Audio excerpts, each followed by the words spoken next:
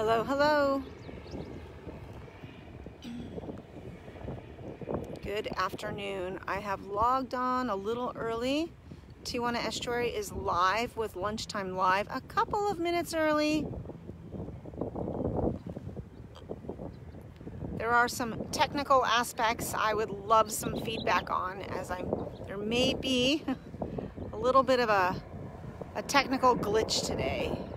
If you are watching and you can hear me, and if you are willing to comment as such, I would really appreciate it. I seem to be having potentially a microphone issue today's broadcast.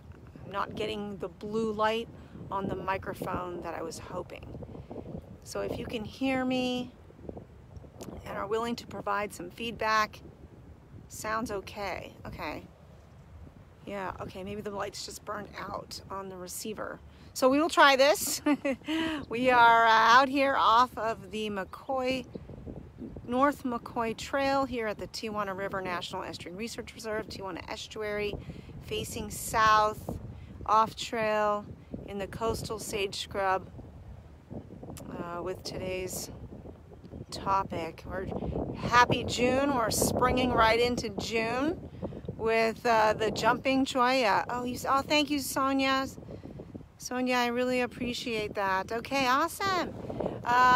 Looking south off the trail, there is a stand of Jumping Cholla that extends much further south than where I am. And I didn't venture that far. And if you don't know what Jumping Cholla is, or coastal cholla, you will in a minute. I'm standing a few feet away from a healthy individual. Thanks, Mark. I appreciate it. There's a little bit of a delay, so I'm getting that feedback on the sound. Let me just flip the camera around here so I can see everyone. You can all see me. Hi, everyone. Happy June. Springing right in on this June gloom morning, or I guess it's noon now, for the first Lunchtime Live of June. I hope everyone had a wonderful long weekend. Well rested, and you know, June almost seems like the official month of summer. Doesn't feel like summer today, but we will jump right in with our, I guess this probably might be our first plant in the Cactaceae family. Cactaceae. Cactus. Okay. So I'm gonna be a little cautious today with today's specimen. We are gonna get close. I'm gonna be very careful as we explore the coastal cholla, sometimes affectionately known as the Jumping Cholla. Hence, I will be very cautious. How many of you have experienced Jumping Cholla, coastal cholla firsthand? And we'll figure out why it's called that as we take a look. If you have any questions, comments during today's broadcast related to the topic, please feel free to ask or share. I really appreciate those. I always know there's a delay, so I'll try to do my best to wait for those responses, or if I'm having questions or if you have questions. All right, so let's get down to it. I will flip this back around. Oh, and if you aren't exactly sure where I am, I'm off trail. I've got the visitor center, and let's see, where's the visitor center? It's like tennis, yes. The visitor center, I don't know if you can see that behind me, and to my south, there we are, the South McCoy Trail. Off to the left, I'm off trail, close to the large stand, if you've been here before, of coastal cholla, seen very close to the visitor center. It likes tennis shoes. Yes, it likes this coastal. What is Donna referring to? The Jumping Cholla. Seems to almost be magnetic. There it is. We'll start right here before I get close. I really will. I can be a little klutzy, so I'm going to be very careful with this one. So there it is. The coastal cholla. Cylindropuncha prolifera. Cylindropuncha, getting its name for its cylinder-like shaped stems. And prolifera, there are many of them. Maybe you can see that from where we are on this individual. This one probably 4 to 5 feet tall at its tallest, but these get much taller, up to probably 8 feet or so. I've read 10. They're fairly wide. Here, this one's probably about 4 feet wide or so. Found here in the coastal sage scrub, or more specifically, the maritime succulent scrub. And those are the succulents found in coastal sage scrub here in Southern California, northern Baja, ranging up to from sea level to about 1,000 feet. Okay, so this is a coastal species of cactus, Cylindropuntia prolifera, the coast cholla, affectionately the jumping cholla. All right, so you can see it grows kind of upright like a tree, many stems, okay, in that kind of grayish green color. Okay. It almost makes like a thicket. I don't know if you can see behind. There is a stand, and let's see, can I zoom in with you? There is a stand. Let's see, behind there. All right, so Sony is asking, okay, how old approximately is a 4 foot? You know, that's a good question. I don't know. How quickly they grow is a very good question. So how old one of them? These are all have been here many years, and we will talk about propagation in a minute. So let's get a little closer to this. So you can see this one here is, I don't know if you see some color, it is flowering right now. So this is a plant that gray-green all year, so almost evergreen, but it, you know, it's a cactus. Where will I go here? And made up of all of those cylinder-shaped stems loaded with spines. And yes, flowering right now. Typically April to June, so we caught some still flowering. There are some flowers about to bud. So taking a look from the base here, see those cylinder-shaped stems, anywhere from 2 to 3, 4 inches, growing, some of them much longer. You can see over there maybe 8 to 10 inches, jointed. Are they saying that this is, yes, the jumping cactus? The jumping cactus. So here we're seeing those spines, reddish, kind of brown in color. As the spines mature, they get, you can see here, a bit more bleached white. Oh, inch or so long. Oh, like a toothpick. No barbs.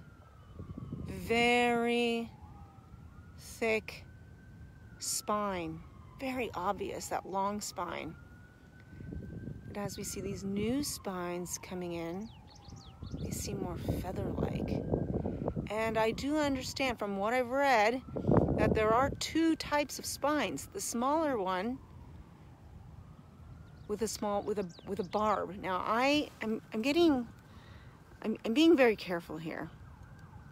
I don't want to get too close, and I don't want to touch it, but I don't see. I came out yesterday or earlier last week. I cannot find the barbs on the small one, so I'm just going to trust the literature that there are barbs. Now this is a plant that detaches. These segmented,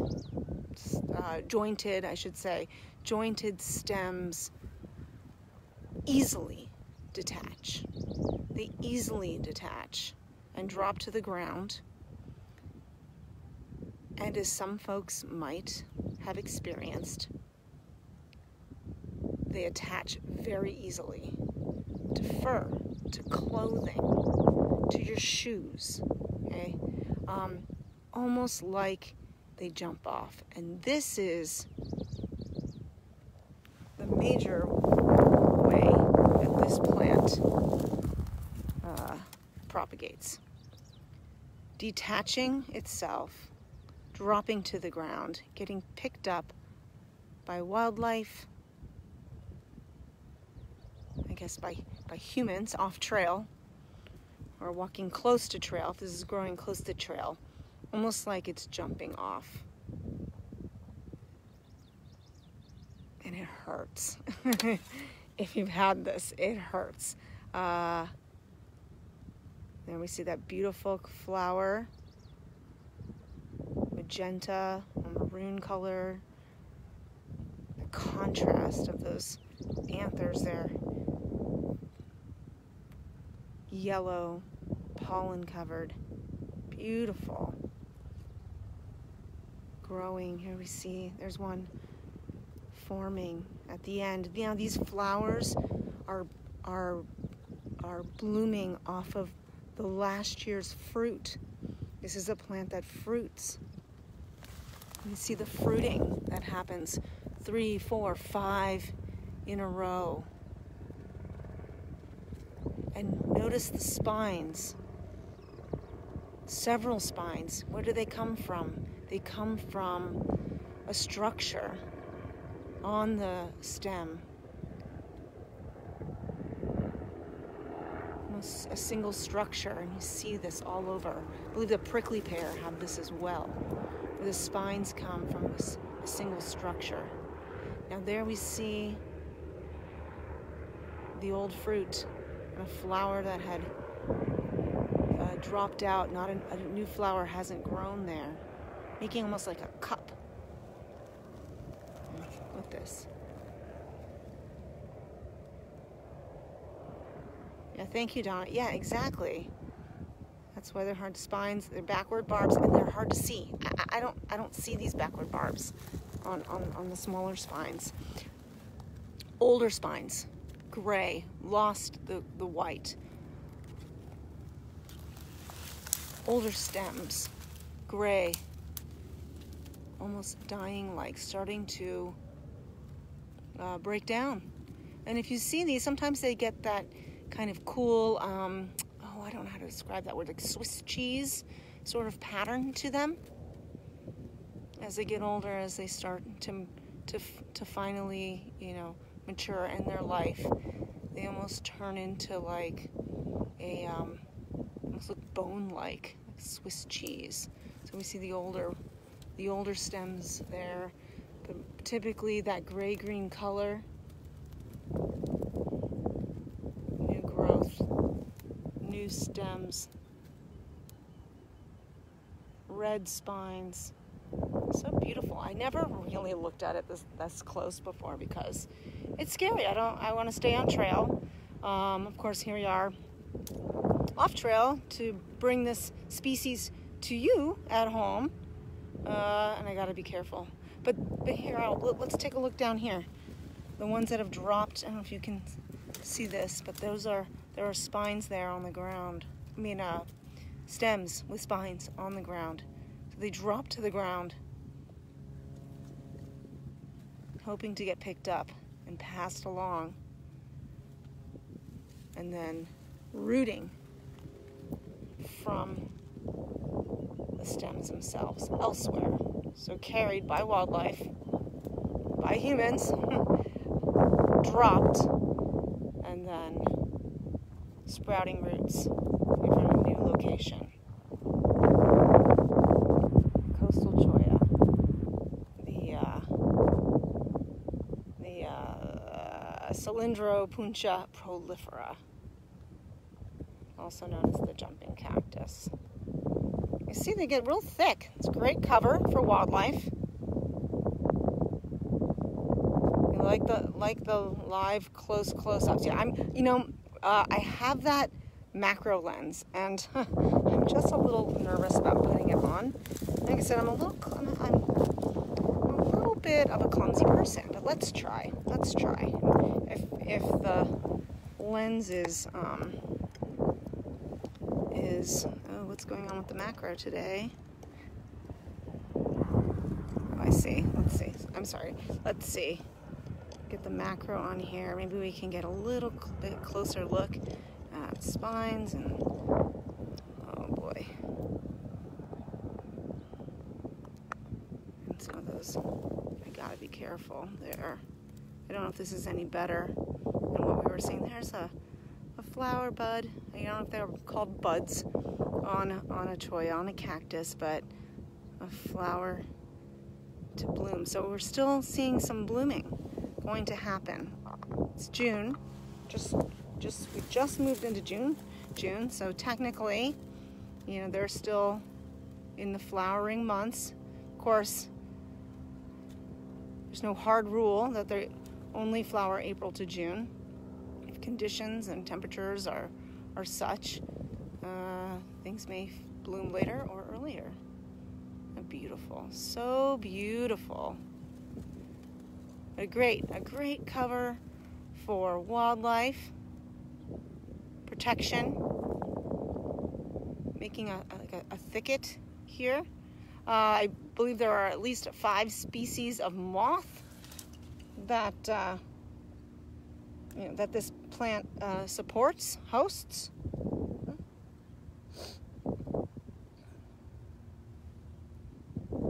Loves full sun. Try this at home. This could be like a guard plant for you. Let's see. Can we see any barbs on any of those? I don't want to get too close. I hope you all can still hear me. All right, getting that close look at the coastal cholla. Oh, so it almost looks so feathery, tempting to touch. No, not gonna do it. Not gonna do it, but very tempting. Look at that beautiful coloration in those spines. I didn't think I was gonna like this plant so much. I really do find it quite beautiful. And the symmetry of those spines. Wow. These fruit eaten by Kumeyaay, Native Americans, raw. Pulled all the spines out. Stems boiled, eaten. Yeah, I can't see any barbs either. Yeah, I try. I looked. I've been out here a couple times. I can't find any, and that's okay, I guess. So this is just one individual here. See how big it gets. There is so much of it just south of where I am. I thought about taking us down there. It's a little more direct under the helicopters. And I didn't really want to do that. And also when there's more of them, there's more likelihood that there are dropped stems around, which are tough to see in the coastal sage scrub plant community, of which this is part of. Donna seems to have a tip on maybe finding the spines. I can't read all of her comment, but I will go back and read that. So there we are, coastal cholla, up close and personal. I do not recommend this at all. Always remain on trail, but to look at it from a distance. It's easy to miss those ones on the ground that have dropped as you try to approach. And just imagine those spines. For those of you who haven't experienced it, it doesn't take much. Those get stuck in your rubber boot. So, almost wore the rubber boots, but didn't get that. Yep, the maritime succulent scrub. One of the species in maritime succulent scrub. Look at that flower. Open. Look at that one. Beautifully open. All right. Well, I just wanted you guys our audience today, our Facebook friends, I hope everyone is doing well and enjoying this tour of the coastal cholla. Not much more to say about it. I mean, I think it's amazing when you see birds perched on this. seems like, I mean, where would they do that? Where? How? But they do. It's pretty amazing how this can protect wildlife. When we encounter it, it's not protection, it's quite the opposite. And it is terrible when there is wildlife that, you know, gets off trail, or domestic, you know, pets get off trail and get caught in this. It's terrible. It's so sad. It's so painful. But a beautiful, beautiful plant in the Cactaceae family. Maritime succulent scrub. A somewhat sensitive community. All right, well, folks, let's see, I'm gonna back up gently here.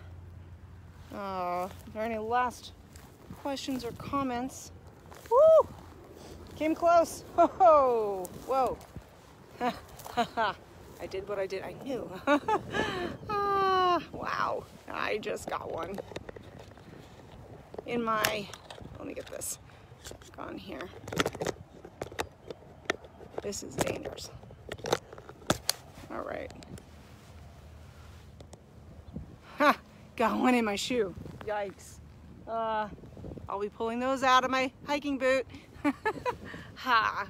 Couldn't get away with that. At least it didn't go through. And it's in the rubber hard sole. So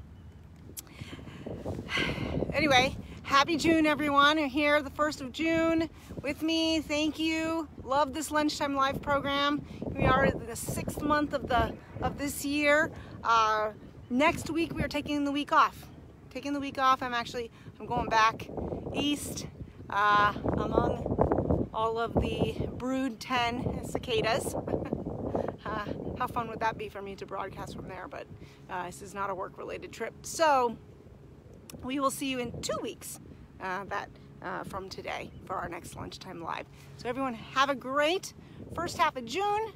Thank you for joining us. If you have any questions or comments that come up, Donna, I'm going to read that long comment that you had. I can't see it in the comments here. I really appreciate those. So have a great day, everyone.